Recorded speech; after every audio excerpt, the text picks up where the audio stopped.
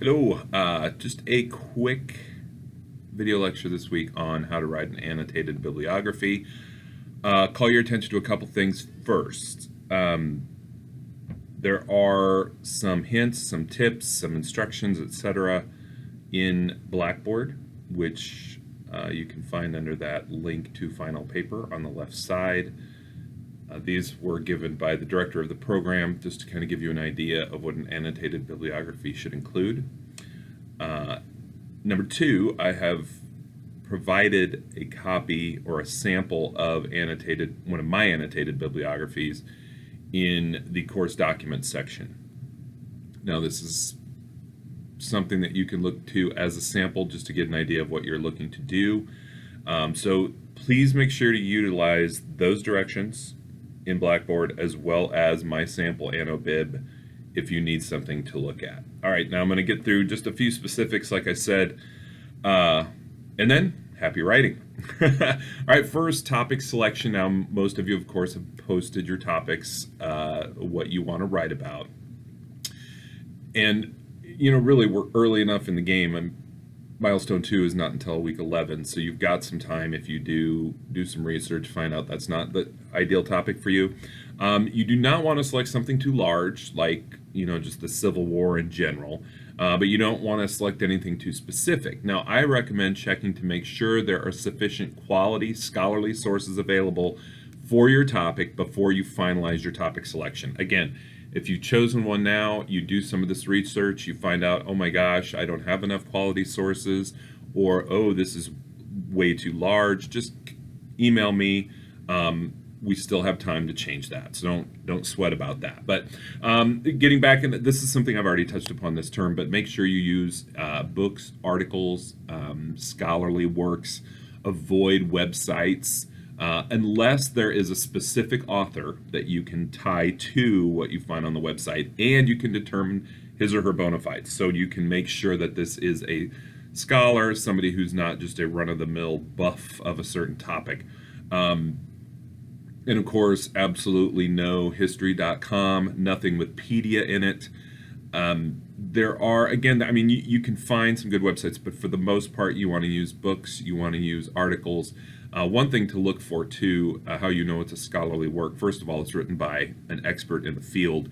And I know this sounds hoity-toity, but generally they have letters after their name, PhD or MA. But another thing you can look at is, does it have endnotes? Does it have footnotes? Because then they are citing their sources and showing where this information comes from.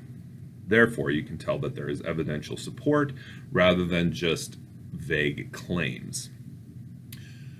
Now, an annotated bibliography, and I'm going to repeat this part a few times here, but an annotated bibliography should provide helpful information to anyone else who is studying your topic. In essence, you are communicating to your reader what the best sources are on the subject and why they are good sources. A little bit more on that later. But one important facet of a solid annotated bibliography is proper citation. Use APA formatting and follow it to the letter, pardon the pun. Alphabetize your bibliography by author last name. Only include in your bibliography what you cite in your paper. Now, if you wanted to include a list of other works to be considered, this would be separate from the bibliography. This is absolutely not necessary for this paper. But if you take upper level classes in history, you provide an annotated bibliography or a historiographical essay, you may want to add, other works to consider, something like that. But again, only those things that you are focusing on in your annotated bibliography should be included thusly. So don't list a source and then not have anything written about it, for example.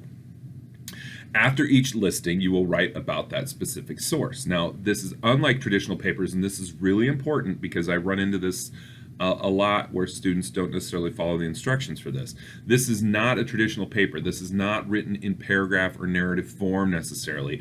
Rather, it is a list of sources with the background immediately following. So now, what the content that you write will be, of course, in sentence form. You're not just providing bullet points, but again, it's not like a full story as most history papers would be. It is, you will list the source, and then you will write about the source. Then you will list the next source, etc., etc. So again, you will not tell a story here as you might in a traditional research paper. Rather, you are focusing on the work itself and why it is helpful. You will provide a general summary of the work, basically what it covers, as well as the strengths and weaknesses of each work. Now, this allows you to further specify why this is a solid source. There are a couple things to include here as well. Oftentimes, and especially in the better annotated bibliographies, you'll list what the author uses to determine his or her thesis and support for that thesis. So you may write, this author focused on correspondence between two individuals. This author, used primary source material from this specific archive, whatever. Or you can just, you generally, will use primary sources such as correspondence, journal entries, official government manuscripts, etc. Again, those are the primary sources that author would use, and so you're communicating, again, what is the basis of this historian's argument.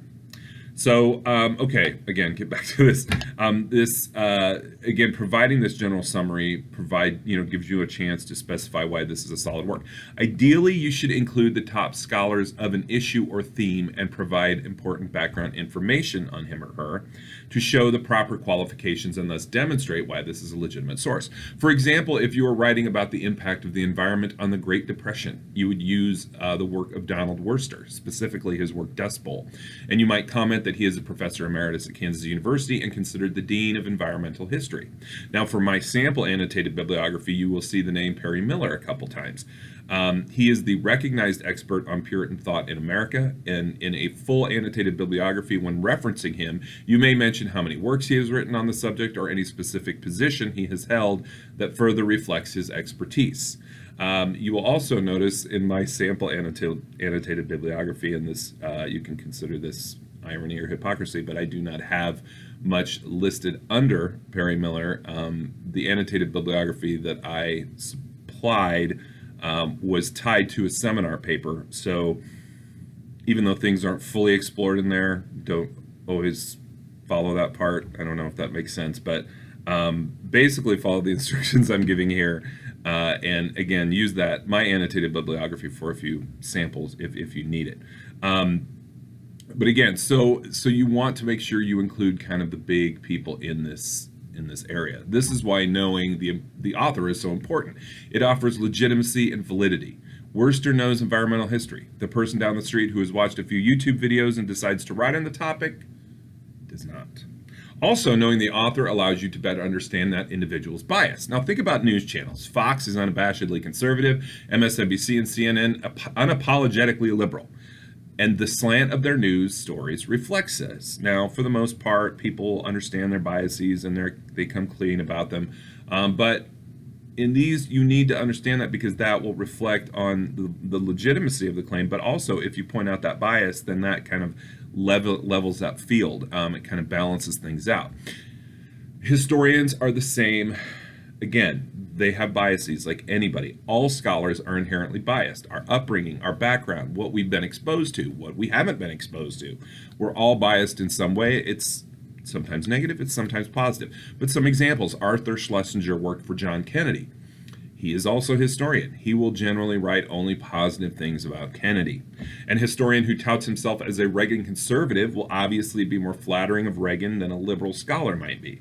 Now, these are oversimplified examples, but you get an idea regarding bias. This is an important thing to recognize when you're analyzing your work, because again, it provides a more thorough, honest analysis. Attack this from a historical angle, thus use sources associated with history. There are hundreds of journals which focus exclusively on American history and the topics within. You can perform easy searches via the school's online library. If you have not taken one of the tutorials, I recommend you do so, or at least ask a librarian for help, whether online or in person. Now, this is easy to do, and again, this is not just for this class. You're going to need to use the library in other classes, so familiarize yourself as soon as you can, so that you do not run into last-second issues. Now, to kind of wrap all this up, simply put, choose a good topic, utilize good sources, and explain to your reader what contribution the scholar and source have made to the study of your topic. Summarizing the work is one part, but elucidating the importance of the work, how it contributes to the field, and why it is a good source to use for a potential paper is what this assignment is about. Again, think that you are writing this annotated bibliography, and you are going, by doing so, you're going to communicate to your reader why she or he should use the sources you provide. So if you're writing on when you're writing on a specific topic, just think of that. How can I help the next person who wants to research this? That's it. If you have any questions, of course, feel free to email me, and happy writing.